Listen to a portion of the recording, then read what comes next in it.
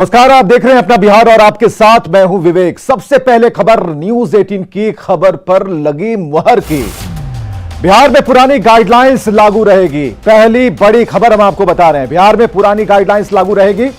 6 फरवरी तक night curfew जारी रहेगा। तीसरी बात, शादी विवाह में पाबंदियां लगी रहेंगी। चौथी बड़ी बात, शादी में अब भी 50 लोग ही शामिल होंगे। पांचवी बात यह कि दुकान बंद करने के समय में कोई बदलाव नहीं हुआ है। छठी बात यह कि सभी शैक्षणिक संस्थान भी बंद रहेंगे। तो क्राइसिस मैनेजमेंट ग्रुप का बड़ा फैसला, और यह खबर हमने आपको पहले ही बताई कि फैसले में पुरानी गाइडलाइंस को ही पालन करने पर जोर दिया जाएगा। अब आप लोगों पर निर्भर करता है कि कितने संयमित होकर आप इन कोरोना प्रोटोकॉल्स का पालन करते हैं, इन गाइडलाइंस का पालन करते हैं। जिस तरीके से आपकी जागरूकता से कोरोना के मामले में कमी आई है, तो कोरोना को भगाने के लिए जरूरी है थोड़े दिन और पूरे संयम के साथ इन सभी नियमों का पालन करें। चलिए अब जान लेते हैं गाइडलाइंस क्या है और क्या खुला रहेगा, क्या बंद रहेगा, यह हम आपको बताने जा रहे हैं। चलिए, रात 10 बजे से सुबह 5 बजे तक नाइट कर्फ्यू। पहली बात, पुरानी पाबंदियां लागू रहेंगी। आवश्यक सेवाओं को छोड़कर 8 बजे तक दुकानें खुलेंगी। शॉपिंग मॉल पूरी तरह से बंद रहेंगे। 50% उपस्थिति के साथ दफ्तर खुलेंगे। ऑफिस में बाहरी व्यक्तियों का प्रवेश वर्जित रहेगा। धार्मिक स्थल श्रद्धालुओं के लिए बंद रहेंगे। Cinema hall, gym, park, swimming pool बंद रहेंगे। रेस्टोरेंट, ढाबे 50% कैपेसिटी के साथ खुलेंगे। शादी में 50, अंतिम संस्कार में 20 लोग ही शामिल होंगे। राजनीतिक कार्यक्रम में 50 लोग ही शामिल हो पाएंगे। तो ये अहम जानकारियां मुख्यमंत्री नीतीश कुमार ने ट्वीट किया। कोविड की स्थिति की समीक्षा की गई। कोरोना संक्रमण की स्थिति को देखते हुए वर्तमान में लागू सभी प्रतिबंधों को 6 फरवरी 2022 तक विस्तारित करने का निर्णय लिया गया है। आप सभी से अनुरोध है कि विशेष सावधानी बरतें एवं सरकार द्वारा जारी दिशा निर्देशों का पालन करें। यह मुख्यमंत्री नीतीश कुमार ने ट्वीट किया। तो पुरानी गाइडलाइंस को ही पालन करना है। आनंद अमृतराज हमारे साथ, हमारे सहयोगी सीधे जुड़ते हैं उनसे। आनंद, पुरानी पाबंदियां ही लागू रहेंगी, लेकिन कोरोना की रफ्तार में हमारी और आपकी और सभी की इच्छा शक्ति ने ब्रेक तो जरूर लगा दी है। देखिए विवेक, निश्चित तौर पे इसमें कोई दो मत नहीं है, क्योंकि जिस तरीके से कोरोना मरीजों की संख्या लगातार घटती जा रही है और ताज़ा अपडेट अभी आया है कि 3,500 के आसपास कोरोना मरीजों की संख्या हो चुकी है। तो आप अंदाजा लगा लीजिए कि जो लगातार 10,000, 12,000 और 15,000 क्रॉस कर रहा था, वो घट के 3,500 के आसपास पहुँच गया है। अभी भी पटना में लगभग 800 से 900 के आसपास कोरोना मरीजों की संख्या पाई गई है। पूरी तरीके से अभी कोरोना खत्म नहीं हुआ है और यही वजह है कि सरकार भी मुरव्वत देने के मूड में एकदम नहीं दिखती। और कल ही नीतीश कुमार नेगेटिव हुए थे और आज उन्होंने ट्वीट किया और उन्होंने बोला कि ये बड़ी खबर आनंद अमृतराज कदम उठाए जो कोरोना हम जरा दिखाने जा रहे हैं। आप हमारे साथ बने रहिएगा। बिहार का कोरोना अपडेट हम बता रहे हैं। चलिए, 24 घंटे में 3,475 मरीज, ये बड़ी खबर हम आपको बता रहे हैं। 24 घंटे में मिले हैं कोरोना के 3,475 मरीज। पटना में सबसे ज्यादा मामले 745, लेकिन 999 से कम है, यानी कि ब्रेक लग रही है। समस्तीपुर में 287, मुजफ्फरपुर में 156 मरीज मिले हैं। और एक्टिव केस की संख्या अगर पूरे बिहार की बात करें तो 26,673 एक्टिव केसेस हैं। तो कुल मिलाकर यह ग्राफ अब डाउनफॉल की तरफ है। जरूरी है कि कुछ दिन और संयम से रह लीजिए, क्योंकि बिहार में जो कोरोना का अपडेट हम बता रहे हैं, इसमें लगातार गिरावट दर्ज की जा रही है और जो एक्टिव केस की संख्या है उसमें भी यहां पर कमी देखी जा रही है। तो 36,000 से अगर 26,000 आपकी मेहनत ने पहुंचा दिया है, तो थोड़ी और मेहनत कर लीजिए, थोड़े और संयमित रह लीजिए, घर में रह लीजिए। तो पटना में जहां 999 हमने बताया था, अब 700, 750 के करीब ये मामले आकर अटक गए हैं। आनंद, एक अच्छी खबर आपने बताई, उसे हमने जरा स्क्रीन पर लाने की कोशिश की, और इसके बारे में क्या क्राइसिस मैनेजमेंट ने क्या कुछ पड़ताल की है और क्या लगता है जो मेडिकल सिस्टम है उसे, उसकी अगर हम सुने, क्राइसिस मैनेजमेंट के अधिकारियों से सुने, तो क्या लगता है कि कितनी जल्दी हम काबू पा लेंगे? देखिए, जिस तरीके से स्वास्थ्य विभाग ने कदम उठाए और नीतीश कुमार लगातार मॉनिटरिंग करते रहे, तो उसका नतीजा भी देखने को मिला कि अब 26,000 के आसपास कोरोना मरीजों की संख्या रह गई। राजधानी पटना में भी 750 के आसपास मरीजों की संख्या पहुंच गई। लेकिन सबसे महत्वपूर्ण बात कि नीतीश कुमार, देखिए कल ही नीतीश कुमार नेगेटिव हुआ और आज उन्होंने बैठक की, और बैठक माफ कीजिएगा, बैठक में शामिल नहीं हुए, लेकिन उन्हें पूरी जानकारी दी गई और उसके बाद ये फैसला किया गया। कल ही क्राइसिस मैनेजमेंट ग्रुप की बैठक हुई थी मुख्य सचिव के अगुवाई में, और तमाम जो स्वास्थ्य विभाग के प्रधान सचिव थे, स्वास्थ्य विभाग के अधिकारी थे, स्वास्थ्य मंत्री थे, तमाम लोगों ने भाग लेकर तय कर लिया था कि भाई अभी बहुत ज़्यादा ढील देने की स्थिति नहीं है, क्योंकि बिहार के बाहर के भी बगल के अगर स्टेट देखें तो वहाँ भी कोरोना मरीजों की संख्या अभी भी बहुत कमी नहीं आई है। तो बिहार सरकार भी मुरव्वत देने के मूड में नहीं दिखी। और सबसे महत्वपूर्ण बात है विवेक कि बिहार सरकार को पता है कि जो कड़ाई उन्होंने की है उसका फ़ायदा मिला। और अभी जब अब लगन का टाइम भी शुरू हो चुका है और स्कूल कॉलेज में भी अब परीक्षा का समय नज़दीक आ रहा है, तो लोगों को उम्मीद है कि कुछ राहत मिलेगी, लेकिन वो राहत बिहार सरकार ने नहीं दी। इससे साफ साफ है कि बिहार सरकार कोई भी कोताही के मूड में नहीं है, और उसे पता है कि जो पाबंदियां अभी लगाई गई वो इतनी पाबंदियां नहीं है कि लोगों पर बहुत ज़्यादा असर डाले। इतनी पाबंदियां जरूर लगाई गई है कि लोग जिसका आसानी से पालन कर सकते हैं और कोरोना को मात दे सकते हैं। और इसका नतीजा भी आपके सामने है कि मरीजों की संख्या लगातार घटती जा रही है। 6 फरवरी तक ये अभी जो पाबंदियां लगाई गई थी वो पाबंदियां जारी रहेंगी, यानी कि 10 बजे रात के बाद आप नाइट कर्फ्यू में रहेंगे, 5 बजे सुबह तक, रात्रि में मूवमेंट बहुत ज़्यादा नहीं होगा। और सबसे बड़ी बात है कि 8 बजे के बाद अगर आप देखिएगा विवेक, पटना में आपने भी देखा होगा 8 बजे से लेकर 10 बजे के बीच में मार्केट में बहुत ज़्यादा भीड़ होता है, तो उसी को लेकर 8 बजे के बाद उन्होंने दुकान को बंद करने का निर्देश दिया, जिसका असर साफ साफ दिख रहा है।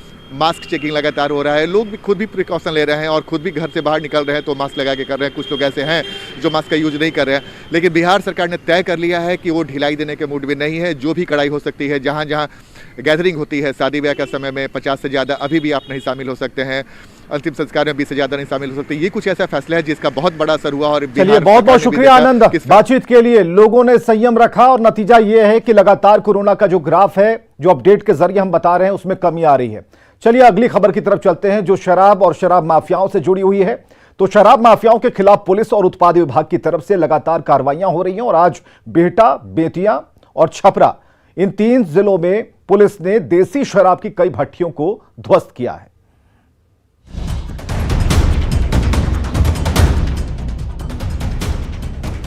देसी और विदेशी शराब की बोतलों को देखकर ये मत समझिएगा कि किसी दारू के दुकान की तस्वीर है। ये घर है छपरा के मुन्ना महतो का। मोकर के जनता बाजार इलाके का ये वही मुन्ना महतो है जिसके बारे में कहा जा रहा है कि इसी के यहाँ से दारू पीने के बाद संदिग्ध परिस्थितियों में 6 लोगों की मौत हुई।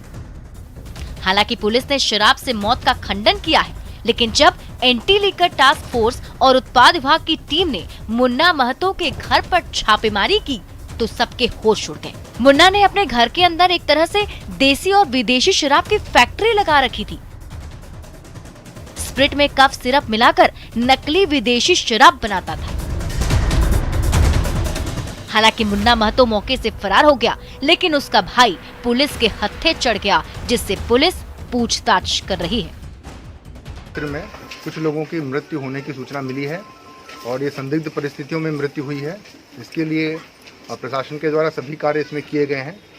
इसमें इस प्रकार की बात भी आ रही है कि इलिसिट लिकर पीने से लोगों की मृत्यु हुई है, तो इसके संबंध में हम लोगों ने पोस्टमार्टम भी करा रहे हैं और दो लोगों का पोस्टमार्टम भी कराया गया है। उनका रिपोर्ट आएगा तभी उनकी मृत्यु के स्पष्ट कारणों के बारे में हम लोग बता पाएंगे। लेकिन एहतियात के तौर पर प्रशासनिक स्तर पर हम लोगों को जो तैयारियां करनी चाहिए, जो कार्रवाई करनी चाहिए, वो हम लोग कार्रवाई कर रहे हैं और हम समझते हैं कि इससे जुड़े हुए सभी पहलुओं के हम लोग जल्दी ही निष्पादित करेंगे। चूल्हे पर धधकती इस आग को देखिए। इस चूल्हे पर किसी का खाना नहीं बन रहा है, बल्कि बन रही है देसी शराब। उत्पाद विभाग को गुप्त सूचना मिली थी कि बिहटा के दियारा इलाके में देसी शराब की भट्टियां चल रही हैं। जिस सूचना पर उत्पाद विभाग की टीम ने छापेमारी की और देसी शराब के साथ 16 भट्टियों को ध्वस्त किया। शराब माफिया के खिलाफ पुलिस ने बेतिया में भी कार्रवाई की। सिरिसिया ओपी क्षेत्र के गरबुहा गांव में शराब तस्करों के खिलाफ छापेमारी करने भारी संख्या में पुलिस पहुंची। 12 लीटर देसी शराब जब्त किया, जबकि 1000 किलो अर्धनिर्मित शराब को नष्ट कर दिया गया। ये जो आपका जो हमने आज कार्रवाई किया है, ये गरभुआ है सिरसिया ओपी के अंतर्गत। यहाँ पहले इतना बड़ा चुलाई अड्डा हुआ करता था कि बार बार पुलिस और एक्साइज की टीम इसको ध्वस्त करती थी, इसको समाप्त करती थी, उसके बावजूद भी यहाँ पुनः चालू हो जाता था। पर मैं बहुत दिनों के बाद पहली बार मैं यहाँ पे देख रहा हूँ कि यहाँ पे काम अभी बंद है। और नहीं तो इसके पहले जितनी बार भी हमने कार्रवाई की है 7 घंटा 8 घंटा यहाँ जेसीबी चलाना पड़ता था, उसके बावजूद भी पूरा ख़त्म नहीं होता था और फिर ये लोग चालू कर लेते थे। दरअसल ये गांव अवैध शराब को लेकर बदनाम रहा है। कहते हैं कि इस गांव में शराब की नदी बहती है, लेकिन अच्छी बात यह है कि लगातार छापेमारी के डर से तस्कर गांव छोड़कर भागने लगे हैं। यानी छपरा से लेकर बेतिया तक शराब तस्करों के खिलाफ अभियान जारी है। न्यूज़ 18 के लिए छपरा से संतोष गुप्ता, बेतिया से प्रफुल्ल और बिहटा से संजय की रिपोर्ट।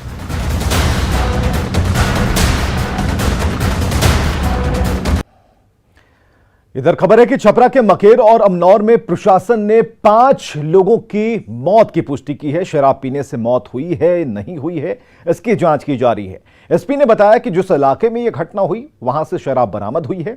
संदिग्ध परिस्थितियों में 5 लोगों की मौत के बाद स्वास्थ्य विभाग की टीम गांव में कैंप कर रही है। 5 लोगों की संदिग्ध मौत के बाद पुलिस ने शराब कारोबारी मुन्ना महतो के ठिकानों पर छापेमारी की, जहां से देसी और विदेशी शराब बरामद हुई। सूचना अभी तक मिली है उसके अनुसार मकेर और अमनौर सारण जिला के दोनों प्रखंड हैं, दोनों एडजॉइनिंग प्रखंड हैं और उसका एक मार्केट एरिया है जहां से संदिग्ध परिस्थितियों में कुल 5 व्यक्तियों के मरने की सूचना मिली है। मृत्यु का कारण क्या है इसकी समीक्षा की जा रही है। इसमें से प्रशासन को जब जानकारी मिली है उसके बाद 2 व्यक्तियों का पोस्टमार्टम भी कराया गया है, जिसकी अभी हम लोगों को ऑफिशियल रिपोर्ट्स मिलना बाकी हैं।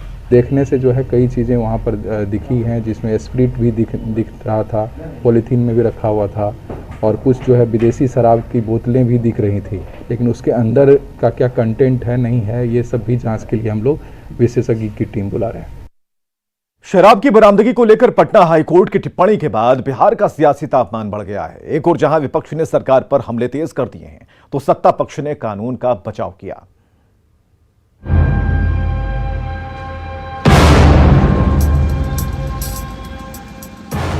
बिहार में शराबबंदी कानून का पालन कराने में लापरवाही पर पटना हाईकोर्ट ने बिहार पुलिस और एक्साइज विभाग की जमकर खिंचाई की है। कोर्ट ने यहां तक कह दिया कि ऐसा महसूस होता है कि राज्य में पुलिस और आबकारी विभाग की शराब माफिया से साठगांठ है। हाईकोर्ट की टिप्पणी के बाद बिहार का सियासी तापमान चढ़ गया है। आरजेडी और कांग्रेस ने सरकार पर एक साथ हमला बोला। आरजेडी का कहना है कि सरकार अपनी नैतिकता खो चुकी है और उसे एक पल भी सत्ता में बने रहने का हक नहीं। वहीं कांग्रेस ने सरकार पर पुलिस के सियासी इस्तेमाल का आरोप लगाया है। आखिर गृह मंत्री कौन है बिहार के? तो नीतीश बाबू हैं। तो ये उनको सोचना चाहिए कि अब सरकार के ऊपर जो टिप्पणी हो रहा है और पुलिस और माफिया मिलके पूरे बिहार में शराब का कारोबार कर रहे हैं, ये तो अब कोर्ट सवाल उठा रहा है। तो आखिर नीतीश बाबू को कुर्सी पर 1 मिनट भी अब नहीं बैठना चाहिए। जनता दल यूनाइटेड और भाजपा के लोग पुलिस का राजनीतिक हितों के लिए इस्तेमाल बंद कर दे, शराबबंदी कानून ठीक से लागू हो जाएगा। लगातार हम ये कह रहे हैं, आप सुनने को तैयार नहीं है। सुप्रीम कोर्ट ने आपके तौर तरीकों की आलोचना की है। हाई कोर्ट तक ने कह दिया कि मिली भगत से माफिया और पुलिस की मिली भगत से धंधा चल रहा है। जेडीयू और बीजेपी दोनों ने सरकार का बचाव किया है। एनडीए नेताओं का कहना है कि शराबबंदी पर सरकार की मंशा पूरी तरह साफ है। गड़बड़ी करने वालों पर कड़ी कार्रवाई की जा रही है। बिहार में पूर्ण शराबबंदी बिहार की सरकार का एक मजबूत फैसला है। इससे माहौल में काफी परिवर्तन हुआ है, इस बात को कोई नकार नहीं सकता है। लेकिन कुछ लोग हैं जो गड़बड़ी करते हैं, ऐसे लोगों पर कार्रवाई भी होती है, चाहे वो पुलिस डिपार्टमेंट के हों, एक्साइज डिपार्टमेंट के हों या कोई भी और। लेकिन इतना तय है कि अगर पुलिसकर्मी और माफिया की साठगांठ से ऐसा हो रहा है तो लगातार कार्रवाई भी हो रही है और उस कार्रवाई में माफिया भी जेल जा रहे हैं और पुलिसकर्मी भी पकड़े जा रहे हैं। और आगे भी चाहे बड़े से बड़ा कोई लोग हो या छोटे से छोटा हो, सारे लोग अगर शराबबंदी के मामले में मुलव्विस होंगे तो उन पर कार्रवाई होगी और वो सलाखों के नीचे जाएंगे। ये सरकार किसी को बख्शने वाली नहीं है। सुप्रीम कोर्ट की टिप्पणी पुलिस और उत्पाद विभाग को हाईकोर्ट की फटकार और नालंदा में जहरीली शराब से मौत की घटना ने विपक्ष को सरकार पर हमला बोलने का मौका दे दिया है। हालांकि ये वो भी जानते हैं कि शराबबंदी पर सरकार की मंशा साफ है। न्यूज़ 18 के लिए पटना से अमित कुमार की रिपोर्ट। और बुधवार को पटना के राजीव नगर में अपराधियों ने एक जेवर कारोबारी को गोली मार दी और फरार हो गए। दुकानदार को गोली मारने का वीडियो सामने आ गया है और सीसीटीवी के जरिए यह बाम है। पटना में अपराधी कितने बेखौफ हो चुके हैं उसकी बानगी देख लीजिए। देखिए कैसे जेवर दुकान पर बैठा ये बदमाश पिस्टल निकालता है और दुकानदार को गोली मार देता है। घटना बुधवार की है। राजीव नगर के रोड संख्या 16 में राकेश कुमार सैनी की जेवर की दुकान है। राकेश अपनी दुकान पर बैठे थे, तभी दो लोग दुकान के अंदर आए, जबकि एक दुकान के बाहर खड़ा रहा। अंदर आए दोनों बदमाशों के चेहरों पर मास्क लगा था। बदमाशों ने आराम से बैठकर राकेश से रंगदारी की मांग की। राकेश ने जब इनकी बातों को सीरियसली नहीं लिया तो एक बदमाश ने पिस्टल निकाली और राकेश के सिर में गोली मार दी और फरार हो गए। अब इस पूरी घटना को शुरू से एक बार फिर देख लीजिए। बुधवार को राकेश कुमार सोनी से रंगदारी मांगने 2 बाइक से 4 अपराधी आए थे। तस्वीरों में साफ दिख रहा है कि 2 बाइक पर सवार 4 लोग आ रहे हैं। दोनों बाइक को सड़क के किनारे खड़ी करते हैं, फिर उस पर से उतरकर 2 लोग आगे आते दिख रहे हैं, जबकि 2 लोग बाइक पर ही रहते हैं। फिर एक और युवक पीछे से आता है। सभी के चेहरे पर मास्क है। इनमें से 2 अंदर जाते हैं, राकेश से बात करते हैं और गोली मार देते हैं। अब गोली मारकर भागने की तस्वीर भी गौर से देख लीजिए।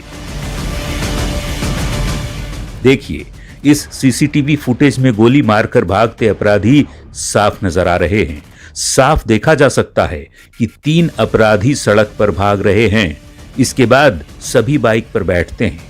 दोनों बाइक के पीछे बैठे लोग हवा में पिस्टल लहराते हैं और फिर तेज रफ्तार से बाइक लेकर वहां से निकल जाते हैं। इस दौरान पीछे वाले बाइक से एक हेलमेट नीचे गिर जाता है, जिसे छोड़कर बाइक सवार फरार हो जाते हैं। अब सवाल है कि राज्य की राजधानी में अपराधी इतने बेखौफ कैसे हैं? क्या अपराधियों में पुलिस का खौफ नहीं है? क्या पुलिस का तंत्र फेल हो चुका है? न्यूज़ 18 के लिए पटना से संजय कुमार की रिपोर्ट। और आगे देखिए जोहार झारखंड।